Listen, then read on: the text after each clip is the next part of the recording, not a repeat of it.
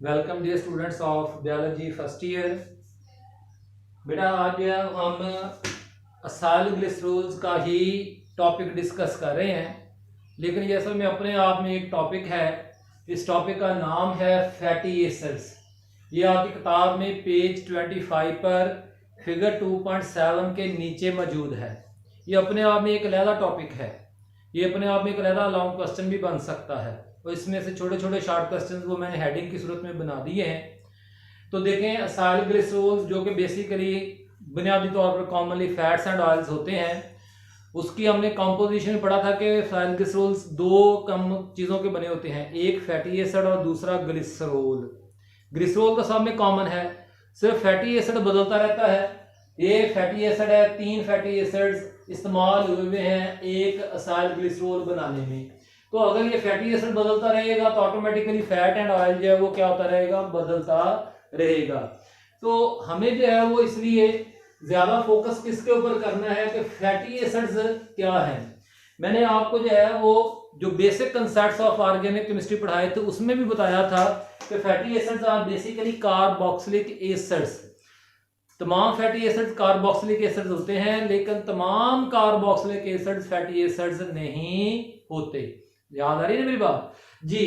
तो डेफिनेशन पहले fatty acid की आपकी किताब के मुताबिक पढ़ता हूं, सिंपल भी हो सकती है, आप उसको खुद अपने लफ्जों में भी लिख सकते हैं। Fatty acids contain even number of carbon atoms. Fatty acids में कार्बन की तादाद जुफ्त होगी कम से कम 2, ज्यादा से ज्यादा 30, ठीक है ना, इन ए स्ट्रेट चेन। और वो कार्बन एटम एक स्ट्रेट चेन में जो है वो लगे हुए होंगे कुछ इस तरह से, RCH2 CH2 CH2, ठीक है ना जी, इस तरह से। तो मैं जरा यहाँ पे अपनी सहूलत के लिए N कर लेता हूँ, ठीक हो गया ना जी। तो वगैरह वगैरह वगैरह, और फिर आगे ये किसके साथ अटैच होगा, आखिर में ये चेन किसके साथ अटैच होगी, किसके साथ अटैच होगी, C डबल बॉन्ड OH। इसको आप क्लोज करके ऐसे भी लिख सकते हैं, जरा देखें, मैंने N कर दिया, N की तादाद एक भी हो सकती है, ठीक हो गया ना जी, वगैरह वगैरह। तो ये COOH इस तरह से, ये आपकी डेफिनेशन बन गई है। दोबारा से fatty acids contain even number of carbon atom in straight chain. Straight chain में, जैसे थोड़ी देर पहले मैंने आपको समझाया था, स्ट्रेट चेन में पाए जाते हैं, ठीक है, अटैच विद हाइड्रोजन। और वो कार्बन किसके साथ जुड़े हुए हैं, हाइड्रोजन के साथ। हैविंग एन एसिडिक ग्रुप, इस कार्बोक्सिलिक ग्रुप को ही क्या कहते हैं, इतने ग्रुप को ही क्या कहते हैं, एसिड ग्रुप कहते हैं। तो बेटा जी, यानी carboxylic acids with even number of carbon atoms are called fatty acid. Simple, carboxylic acids with even number of carbon atoms are called fatty acid. ये बायोकेमिस्ट्री की डेफिनेशन है। ऑर्गेनिक केमिस्ट्री वाले तो सादा सी बात कहते हैं, वो कहते हैं जी कि जी all the carboxylic acids are fatty acids. बहरहाल हमें आज बायोकेमिस्ट्री हम पढ़ रहे हैं। तो बेटा ये फैटी एसिड्स की दो टाइप है, सैचुरेटेड फैटी एसिड्स और अनसैचुरेटेड फैटी एसिड्स। तो पहले आपको ये समझना है कि ये सैचुरेटेड और अनसैचुरेटेड क्या होता है। आपने जी उर्दू में पढ़ रखा है, सैचुरेटेड का मतलब होता है सेहतशुदा, अनसैचुरेटेड का मतलब होता है जी गैर सेहतशुदा। तो जरा देखें इस रिएक्शन को, जरा देखिएगा गौर से। ये आपने अपने मैट्रिक की क्लासेस में पढ़ा होता है। कंपाउंड का नाम याद आया है, इसको कहते हैं इथीन। इसमें कार्बन कार्बन डबल बॉन्ड पाया जा रहा है। इसकी अगर हम निकल कैटालिस्ट की मौजूदगी में हाइड्रोजनेशन करें तो ये किसमें तब्दील हो जाएगी, इथेन में। किसमें तब्दील हो जाएगी, इथेन में। समझ आ गई बात। अब जी इथेन की हाइड्रोजनेशन की और वो किसमें तब्दील हो गई, इथेन में। आप कह सकते हैं कि ये दो हाइड्रोजन एटम इस कार्बन 1 और कार्बन 2 के अंदर जो है वो क्या हो गए, ऐड हो गए हैं। एक हाइड्रोजन इधर ऐड हो गया, एक हाइड्रोजन इधर आ गया, यानी इथीन मजीद एटम्स को अपने अंदर ऐड कर सकती है। क्यों कर सकती है, क्योंकि उसमें डबल बॉन्ड मौजूद है। क्या मौजूद है उसमें, डबल बॉन्ड। तो इसलिए इथीन को हम क्यों ना कह दें अनसैचुरेटेड, क्योंकि उसमें कार्बन की वैलेंसी सेटिस्फाइड नहीं है। कार्बन 4 एटम के साथ बॉन्डेड नहीं है, 4 बॉन्ड मौजूद हैं लेकिन 4 एटम्स के साथ बॉन्डेड नहीं है।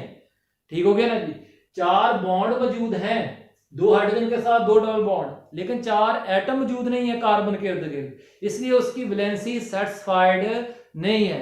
वो मजीद एटम्स को अपने साथ जोड़ सकती है, ऐड कर सकती है। जो चीज ऐड कर सकती होती है उसे हम क्या कहते होते हैं? अनसैचुरेटेड। ठीक हो गया ना जी। अभी यही एक एग्जांपल आप इस तरह से लगा लें, कार्बन 1 कार्बन 2। अब ये कौन है? देखें, ये इथेन है। क्या है? इथेन। क्या है ये? इथेन।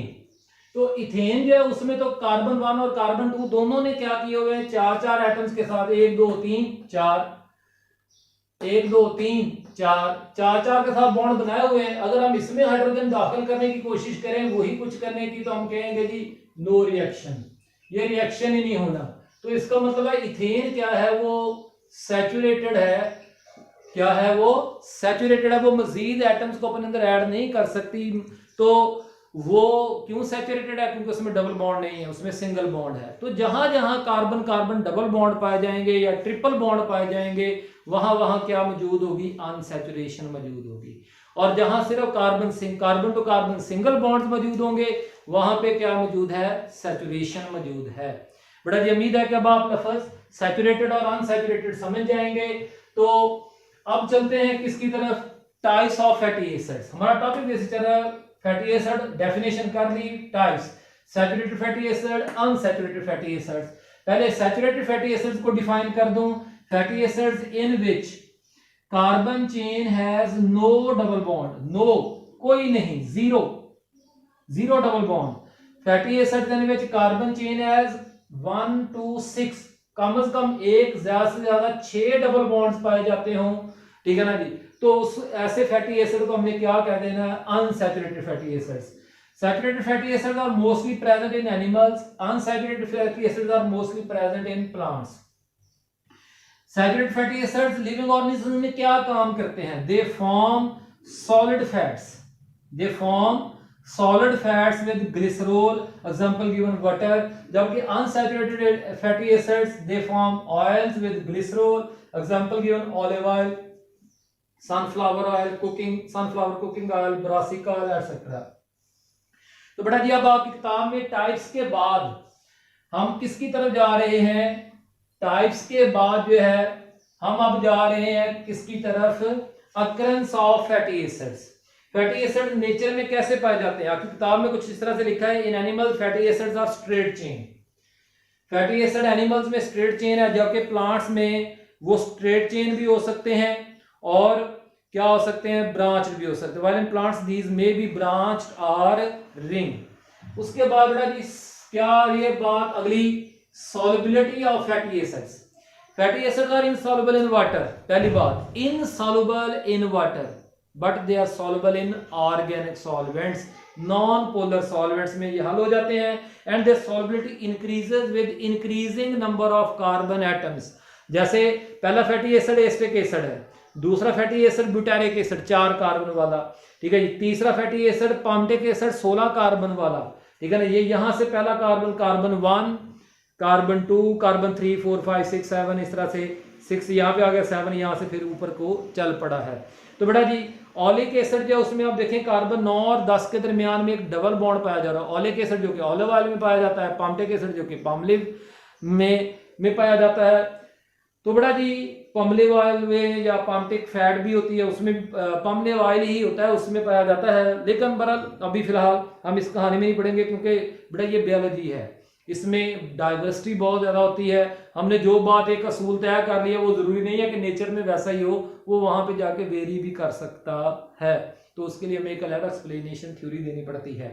खैर दो बेटा जी जो solubility of fatty acid in organic solid, ether, benzene, CCl4 में बढ़ती है। और इस तरह से melting points also increases with increasing, fourth melting points of fatty acid also increases with increasing number of carbon atoms in chain. मसलन palmitic acid is much more soluble in organic solvent than butyric acid, example दी गई है आखिर में। And the melting point of palmitic acid is 3.1 degree Celsius against -8 degree Celsius for butyric acid. Very very important next topic आपका, बहुत ज्यादा अहम, सबसे ज्यादा आपका कंसेप्ट, सबसे ज्यादा क्वेश्चन पूछे जाने वाला differences between fats and oils. सबसे पहले मैं आपसे पूछूंगी कि फैट्स एंड ऑयल्स केमिकली क्या होते हैं, आप कहेंगे सर एसाइल ग्लिसरोल्स ही होते हैं, ठीक है ना जी। तो बेटा ये पहले डेफिनेशन है फैट्स की। फैट्स क्या है, acyl glycerols which are esters of saturated fatty acid and glycerol. Esters याद आ रहा है ना जी, तो acyl glycerols which are esters of saturated fatty acid and glycerol. पिछला लेक्चर देख लें ईस्टर्स को समझने के लिए। और जबकि दूसरी तरफ oils, acyl glycerols which are esters of unsaturated fatty acid and glycerol. तो फैट्स जो है they are solid at room temperature, जबकि ऑयल्स की फिजिकल स्टेट क्या है, they are liquid at room temperature. Fats they are present in animals, हमारी skin के नीचे भी फैट की एक लेयर पाई जाती है, एडिपोज टिश्यू उसे कहते हैं, ठीक है ना जी। हमारी ये गर्दन जो होती है ना, ये गर्दन के ऊपर इधर ऐसे ये क्या हो रही है, ये फैट जमा हो रही है। ये मैं ऐसे करके आपको दिखाता हूँ, अगर आपको नजर आ जाए तो ये देखें, ये सारी फैट है स्किन के नीचे, ठीक है ना। जैसे कूलों के ऊपर, कमर के ऊपर बहुत सारी जमा हो जाती है। मोटा बंदा हूँ भाईजान, मैं आपकी तरह थोड़ा स्मार्ट हूँ। तो इस तरह से तो they are present in plants and animals. तो ऑयल्स जो हैं they are present in plants, animals में भी ऑयल्स पाए जाते हैं, ठीक है ना जी। जैसे जो है वो शार्क के अंदर जो वो ऑयल पाया जाता है जिसमें विटामिन डी पाया जाता है, लेकिन कम होता है। ज्यादा जो ऑयल्स हैं वो प्लांट्स में ज्यादा पाए जाते हैं, एनिमल्स में कम पाए जाते हैं। इस तरह बर्फ पाया जरूर जाते हैं थोड़ा थोड़ा सा। तो अब जरा बात एनिमल्स में ऑयल्स प्लांट्स में ज्यादा अबंडेंट है, एनिमल्स में ऑयल्स लेस अबंडेंट है। ये खास तौर पे ख्याल रखिएगा, मैंने जनरल बात लिखी है। Example butter, animal fat, example olive oil, brassic oil, सरसों का तेल, soybean oil, sunflower cooking oil वगैरह। अब बेटा जी आखिर में फिर physical properties of acyl glycerols, तमाम फैट्स एंड ऑयल्स दोनों की जो फिजिकल प्रॉपर्टीज। नंबर 1 पे specific gravity, fats and oils are lighter than water, पानी से हल्की होते हैं इसलिए पानी के ऊपर तैरते रहते हैं, पानी के ऊपर अपनी एक फिल्म बना देते हैं, लेयर बना देते हैं। And has a specific gravity of about 0.8, ठीक है ना जी। दे स्पेसिफिक ग्रेविटी जो है ना वो होती है क्या जी, mass of the substance divided by mass of the equivalent volume of mass of water equivalent in volume to substance, ठीक है ना। ये आपने पढ़ी नहीं होगी, लेकिन मैं आपको थोड़ा सा बता दूं, बेसिकली दोनों मैसेज ही हैं स्पेसिफिक ग्रेविटी। ये आपके पूछा तो किसी ने नहीं है, ठीक है ना जी। mass of substance divided by mass of equivalent volume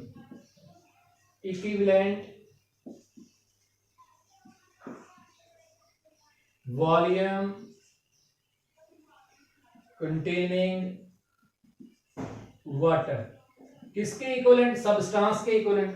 अगर मिसाल के तौर पर इस मार्कर का साइज 65 सेंटीमीटर है तो 65 सेंटीमीटर मैंने वाटर लेके उसका मैस ले लेना है। तो mass of the marker divide by mass of the 65 cm³ water, तो वो उसको डिवाइड करेंगे। अगर रेशो 1 आ जाती है तो बराबर सेसिग्रेटी है, लेकिन अगर जब वो ज्यादा हो जाती है तो फिर क्या होगा, वो चीज भारी है, वो पानी में डूब जाएगी। अगर कम आती है, 1 से कम आती है, तो वो हल्की है पानी से। इस तरह से they are not crystalline, fats and oils को हम क्रिस्टलाइन नहीं कर सकते।